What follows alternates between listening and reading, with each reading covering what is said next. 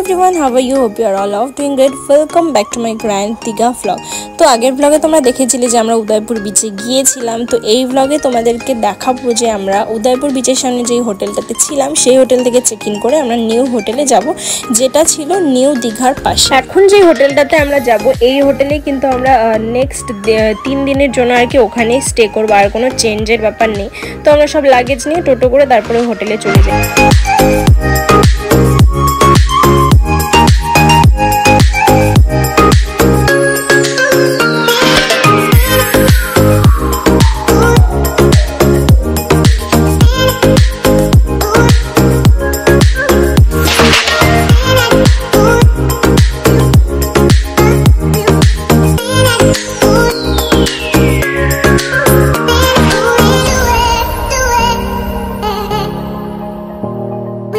এই যে আমরা হোটেলে পৌঁছে যাই, আর এই হোটেলটা কিন্তু আগের হোটেলটার থেকে খুব একটা বেশি দূর ছিল না, কাছাকাছি ছিল প্রায়। তো আমরা ফার্স্টে রিসেপশনে বসি ফর্মালিটিসের জন্য, দেন আমরা হচ্ছে যেই রুমে আর কি যেই রুমটা আমাদেরকে দেওয়া হয়েছিল ফার্স্টে সেখানটায় গিয়েছিলাম। আর এই রুমটার থেকে জাহাজ বাড়িটা খুব সুন্দর ভিউ দিচ্ছিল, যদিও আমাদের রুমটা চেঞ্জ করতে হয়, সেটার কারণটা তোমরা পরে জানতে পারবে। তো আমরা আবার তাড়াতাড়ি করে রেডি হয়ে নিই নিউ দীঘাতে যাওয়ার জন্য। আমরা এখন কোথায় যাচ্ছি? স্নান করছি বিচে, মানে মেন দীঘাতে, তাই তো? মেন দীঘা। সো এই যে রেডি হয়ে সাজুগুজু করে বেরিয়ে যায় আর কি স্নানের উদ্দেশ্যে। আর এত রোদ ছিল সেই জন্য মেকআপ করিনি, বেশি হালকাই মেকআপ করেছি। আর মনে মনে খুব এক্সাইটেড ছিলাম যে কতক্ষণে স্নান করবো, কিন্তু দুঃখও ছিল একদিকে, কারণ সেদিন যেহেতু হোলি ছিল, আগের দিন হোলিটা একদমই খেলতে পারিনি। আর হোলির জন্য আমি সারা বছর ওয়েট করে থাকি, তো সেইখানে আমি হোলি খেলতে পারিনি দেখে আমার খুব মন খারাপ ছিল। দেন তারপরে বিচে গিয়ে হোলি খেলা হয়, আর বিচে যাওয়ার পরে তো আমি জাস্ট স্পিচলেস হয়ে যাই। মানে এত ভিড় কোথায় হয় ভাই, মানে প্রচুর পরিমাণে লোক ছিল, মানে দাঁড়ানোর জায়গা ছিল না, মনে হচ্ছিল মেলায় এসেছি। আমি যদিও বিচে ফার্স্ট টাইমই এসেছি আর কি, কিন্তু এতটা যে বিচে ভিড় হয় আমি ভাবতে পারিনি। তো তারপরে এই যে দেখো সবাই আমরা আবির মেখে দাঁড়িয়ে আছি। Finally we are in new Digha. যে কতক্ষণে জলে নামবো, আর এত গরম ছিল সবচেয়ে বড় কথা, সেজন্য তখন আমার কাছে মনে হচ্ছিল যে কতক্ষণে স্নান করবো আর কি।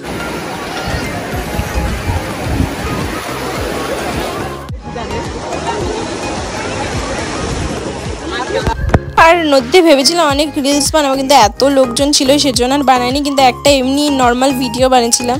এটা হয়তো তোমরা অনেকেই দেখেছো যারা আমরা সোশ্যাল মিডিয়ার অ্যাকাউন্টে রয়েছো আর কি। তো তারপরে আর কোনো রকম ভিডিও করা হয়নি, ডিরেক্ট স্নান করে আর কি তারপরে হোটেলে চলে আসি। আর হোটেলে আসার পরে মা ঘুমিয়ে পড়েছিল, আর আমরা প্রচণ্ড পরিমাণে টায়ার্ড ছিলাম। আর স্নান করার পরে জানোই সবার শরীর টায়ার্ড।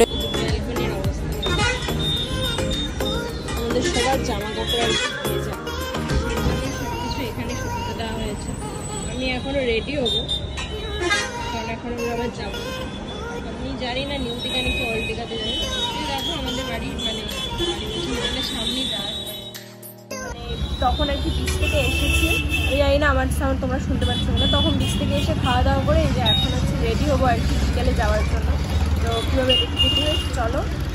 তো কোথাও যাওয়ার আগে আমার এত লেট হয়, সেই জন্য রেডি হয়ে কোনো সময় কোনো রকম ভিডিও করতে। তো আমরা এই যে বেরিয়ে যাই বিকেলে আর কি দীঘাতে যাওয়ার জন্য। আর এইদিকে দেখো এই গাড়িটার মধ্যে কি সুন্দর ক্যাফে ওপেনিং করা, ভালো লাগছিল দেখে।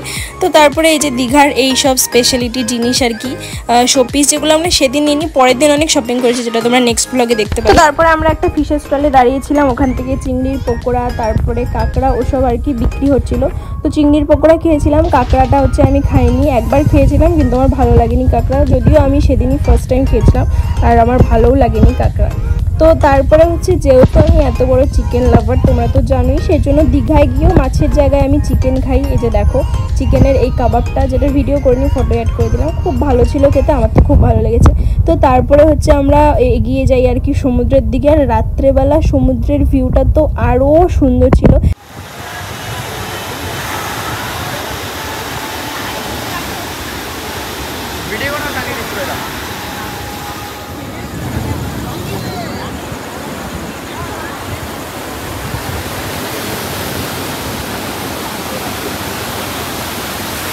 আর এই জায়গাটা এত পিসফুল যে মনে হচ্ছিল ঘন্টার পর ঘন্টা এখানে কাটিয়ে দিই। এখানে বসার জন্য পার্টনারের প্রয়োজন হয় না, একাই তুমি নিজের কোয়ালিটি টাইমস এনজয় করতে পারো।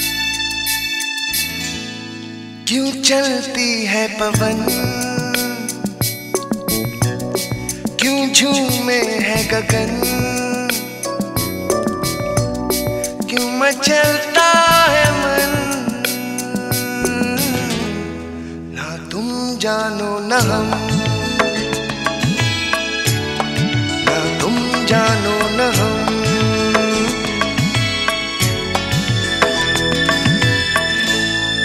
क्यों आती है बहार, क्यों लुटता है करार, क्यों होता है। ওই জায়গাটা ছেড়ে কিছুতেই আর আসতে ইচ্ছে করছিল না, মনে হচ্ছে সব কিছু ভুলে যেন ওখানটাই চিরকালের জন্য থেকে যায়। পাহাড় আর সমুদ্র দুই খুব সুন্দর, যেটা আমি সমুদ্রে না গেলে বুঝতেই পারতাম না। যাই হোক, তারপরে আসার পরে আমরা ওখান থেকে চাট খাই, দেন হচ্ছে চিকেন রোল খাই, যেটা শুভমদা খাইয়েছিল আর ভালোও ছিল খেতে। তো তারপরে আবার ওই দোকানে আমি আমার একটা গাডার হারিয়ে আসি, যে গাডারটা আমার প্রচণ্ড পছন্দের ছিল, বাট আনফর্চুনেটলি সেটা ওখানটায় আমি ফেলে আসি। যাই হোক, তারপরে হোটেলে চলে আসি, আর বাবা কিন্তু যায়নি রাত্রেবেলা।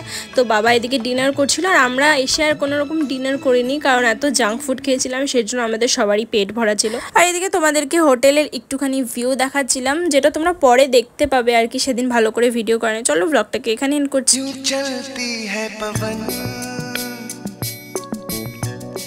क्यों झूमे है गगन।